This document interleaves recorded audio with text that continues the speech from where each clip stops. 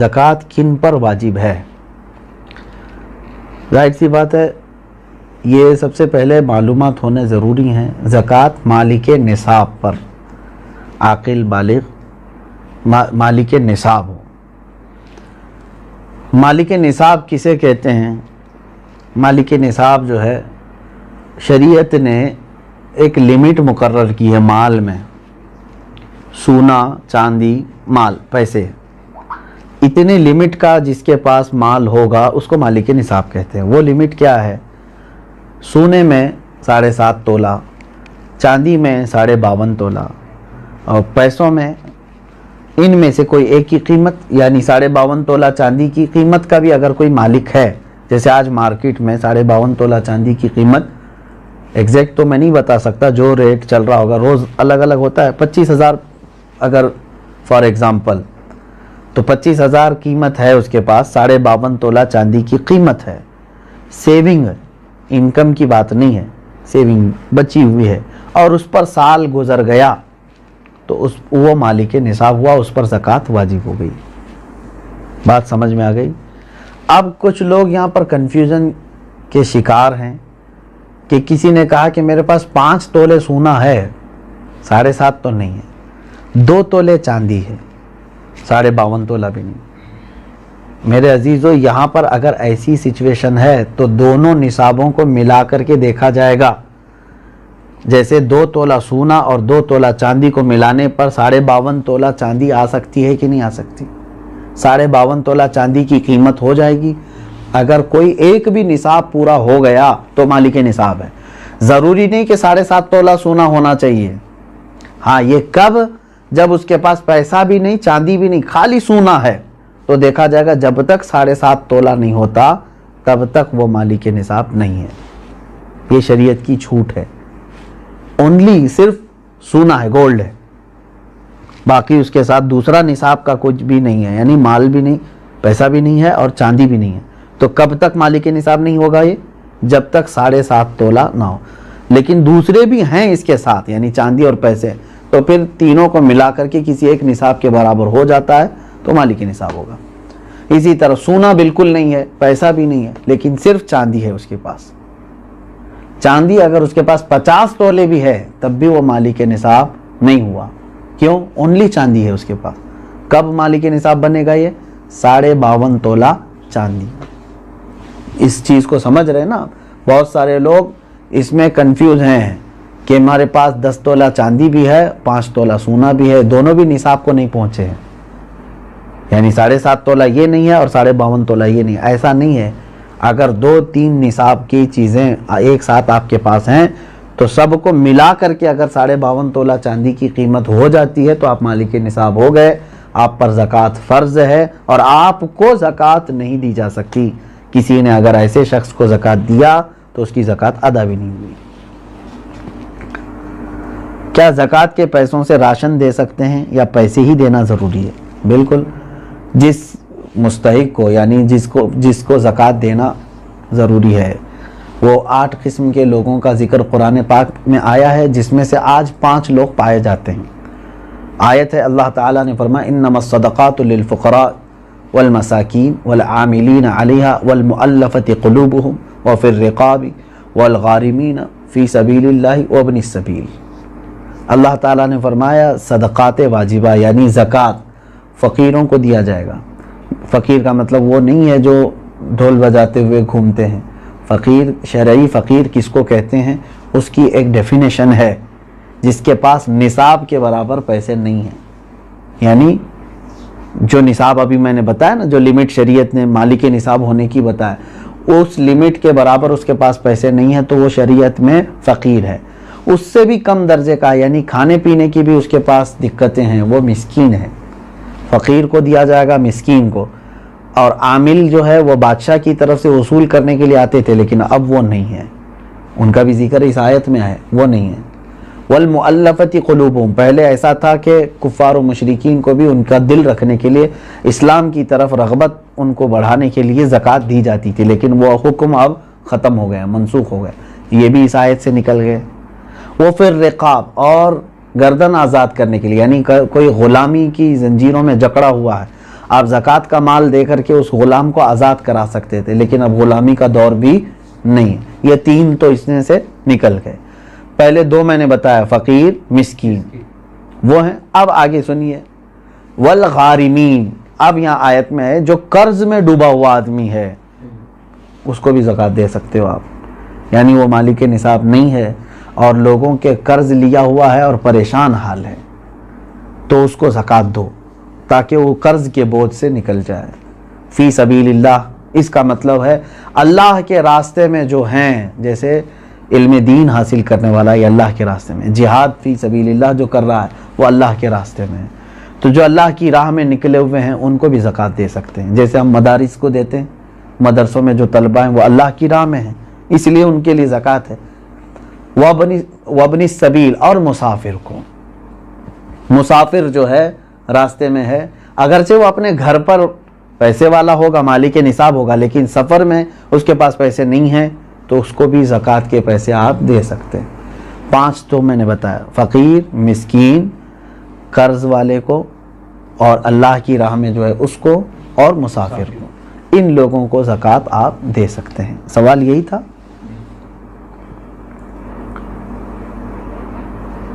سوال یعنی جن لوگوں کو زکوٰۃ دینا ہے، میں نے یہی کہا تھا کہ ان کو چاہے تو آپ پیسہ دیں، چاہے تو ان کی ضرورت کا سامان دیں، جائز ہے، لیکن ان کو مالک بنانا ہوگا آپ کو۔ کیا زکوٰۃ قرض لے کر ادا کر سکتے ہیں؟ جب آپ کے اوپر ہے ہی نہیں زکوٰۃ تو قرضہ کائے کے لے لوگے؟ مزید قرض میں ڈوب جاؤ گے اور تم پھر دوسروں کو زکوٰۃ دینا پڑے گا تمہیں۔ قرض لے کر زکوٰۃ نہیں دی جاتی۔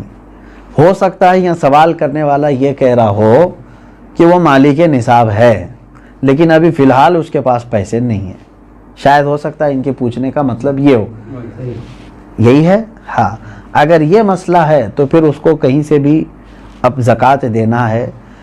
دیکھیں سچویشن کیسی ہے، 1 لاکھ روپے میرے پاس تھے، میں مالک ہوں، میں 1 لاکھ کا مالک ہوں، تو مالک نصاب ہو گیا، سال گزر گیا، لیکن ابھی ایسا ہے کہ میرے پاس پیسہ نہیں ہے، زکوٰۃ دینا تھا، تو تمہارے لیے تو شریعت نے چھوٹ رکھی ہے، جب تمہارے پاس پیسہ آئے گا تب زکوٰۃ دو گے، قرضہ لے کر دینے کی ضرورت نہیں، مزید بوجھ میں جاؤ گے تم۔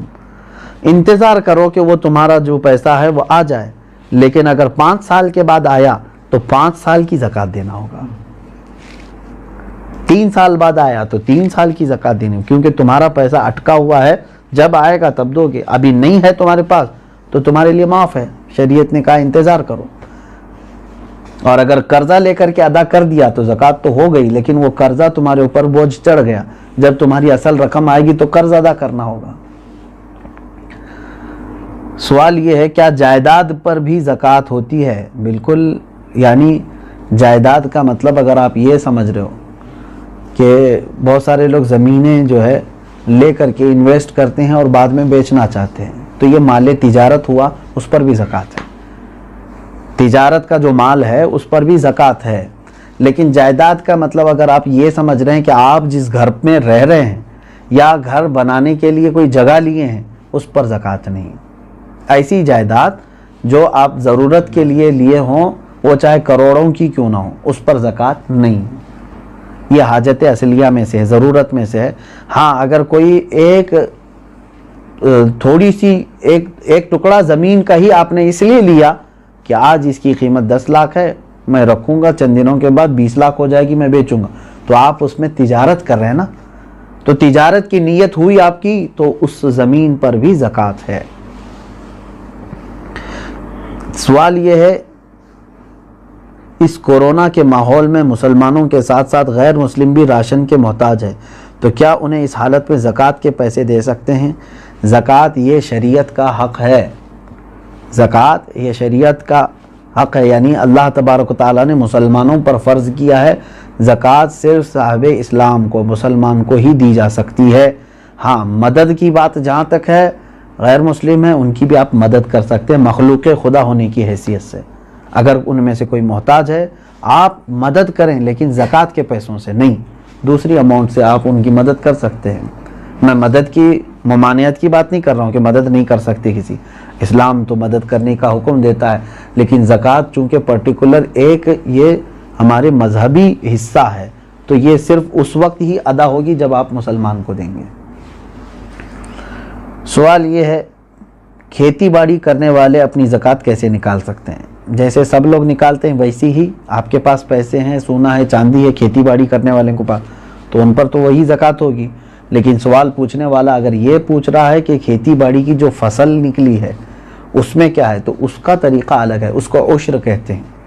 یعنی جو کھیتی میں جتنی بھی فصل آپ کی آئی اس کا 10واں حصہ اللہ کی راہ میں انہیں خیرات کرنا ہوگا، لیکن یہ بھی اس وقت جب کہ وہ اللہ تبارک و تعالیٰ کی نعمتوں سے ویسی ہی اس کی فصل اگائی بغیر کسی زیادہ محنت کے، یعنی اس نے بیج بویا اور فصل نکل آئی اور کٹائی کر لیا۔ لیکن ایک ہوتا ہے آپ کے کھیتی باڑی کرنے والے کے لیے بورنگ کیا ہے، پانی کی پائپ لائن چھوڑا ہے اور اس کے بعد کھاد ڈالا ہے، اس میں محنت کیا ہے، تو محنت کر کے جو فصل آئی تو اس میں 20واں حصہ دے گا، 10واں نہیں، یعنی 5%، اپنی پوری فصل کا 5% اللہ کی راہ میں وہ دے گا، اس کو کہتے ہیں، وہ عشر والے مسائل ہیں۔ اور جو بغیر کسی اس طرح کے بورویل وغیرہ کے قدرتی پانی سے سینچ کر کے فصل آئی ہے اس میں 10% دے گا۔ سوال یہ ہے سونے کی زکوٰۃ اس کی آج کی قیمت پر دینی ہوگی یا اس کی خریدی ہوئی قیمت پر؟ نہیں، آج کی جو قیمت ہوگی اسی پر زکوٰۃ ہوگی، اگر آپ پیسوں میں دے رہے ہیں تو، اور اگر سونے میں دے رہے ہوں تو آپ کے سونے کی جو قیمت سونار لگائے گا، ظاہر سی بات ہے سونے میں اگر آپ زکوٰۃ دے رہے ہیں تو وہی سونے کی جو قیمت سونار لگائے گا اسی اعتبار سے آپ کو زکوٰۃ دینی ہوگی۔ یہ نہیں کہ آپ 20 سال پہلے جو خریدے تھے اس وقت 10,000 روپے تولہ تھا اور آج جو ہے میں اسی قیمت سے دوں گا، ایسا نہیں ہے۔ زکوٰۃ پر سب سے پہلا حق کس کا ہے؟ سب سے پہلا حق آپ کے رشتہ داروں کا ہے، اس کے بعد پڑوسیوں کا ہے، پھر آپ کے محلے والوں کا، پھر آپ کے گاؤں والوں کا، پھر آپ کے شہر والوں کا، پھر شہر کے پڑوس والوں کا، اس طرح ترتیب ہے۔ اگر کوئی شخص اپنی ہر مہینے کی انکم پر زکوٰۃ دیتا ہو تو اس پر سالانہ زکوٰۃ واجب ہے؟ انکم پر کیوں زکوٰۃ دیتا ہے جب اللہ تبارک و تعالیٰ نے تمہیں اس چیز کا حکم نہیں دیا؟ جو تم جمع کر کے رکھ رہے ہو، جو سیونگ ہے، اب مثال کے طور پر میں آپ کو بتاؤں، آپ کی سیلری 1 لاکھ ہے منتھلی، آپ جاب کرتے ہیں، 1 لاکھ روپے مہینہ کما رہے ہیں، اب 98,000 آپ کے راشن پانی اور گھر کے خرچوں میں سب چلی جاتی ہے اور بچتے کتنے ہیں؟ 2,000۔ پورے سال میں آپ کے پاس کتنے بچے؟ 24,000۔ تو اس پر کہاں سے زکوٰۃ آئی؟ 24,000 اگر یہ نصاب کی قیمت ہو گئی ہے، 52.5 تولہ چاندی کی قیمت ہو جاتی ہے 24، تو بس یہی 24,000 پہ زکوٰۃ ہوگی، نہ کہ وہ 12 لاکھ پہ جو ہر مہینے کما رہا تھا۔ آپ کما کر کے جتنا اپنے اوپر خرچ کر دیے اس پر زکوٰۃ نہیں، کما کر کے جو آپ بچا کر کے رکھے ہیں ضرورت سے جو زیادہ، اس پر زکوٰۃ ہے۔ یہ ٹیکس اور زکوٰۃ میں یہی فرق ہے، ٹیکس جو ہے انکم پر لگتی ہے، گورنمنٹ جو ہے نا ہماری انکم پر ٹیکس لگاتی ہے، جتنا تم کما رہے ہو اس کا ٹیکس دو، بچا رہے ہو وہ الگ ہے۔ اور شریعت نے ہم کو کیا کہا ہے؟ جتنا چاہے کماؤ، خرچہ کر دیے تو اس کی پوچھ نہیں۔ 1 کروڑ کمائے مہینے میں اور تمہارے 98 لاکھ خرچ ہو گئے، اس کی شریعت نے زکوٰۃ نہیں مانگی۔ 2 لاکھ اگر تمہارے پاس بچے ہوئے ہیں تو اس کی، لیکن گورنمنٹ کیا مانگے گی؟ 1 کروڑ کمائے ہو، انکم ٹیکس پورے 1 کروڑ کی ٹیکس تمہیں دینا ہوگا۔ یہ زکوٰۃ اور ٹیکس میں فرق ہے۔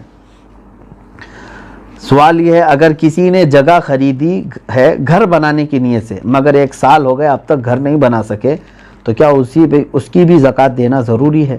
آپ کی نیت دیکھی جائے گی۔ آپ جو جگہ خرید رہے تھے تو گھر بنانے کی نیت سے نا، تو ابھی چاہے 10 سال بعد بھی بنائیں، آپ نے نیت کیا ہے گھر بنانے کی، تو جب تک آپ گھر نہیں بنائیں گے کوئی اس پر زکوٰۃ نہیں ہے، اس جائیداد پر زکوٰۃ نہیں دینی۔ آپ اپنے گھر بنانے کے لیے وہ زمین لیے ہیں۔ سوال یہ ہے کہ میرے پاس کل 250 گرام سونا ہے، اس میں سے کچھ سونے پہ لون لیا ہے تو وہ بینک میں ہے، باقی سونا میرے پاس ہے، تو کتنے سونے پر زکوٰۃ نکالنا ہے؟ پورے 250 پر یا صرف اس پر جو میرے پاس باقی بچا ہوا ہے؟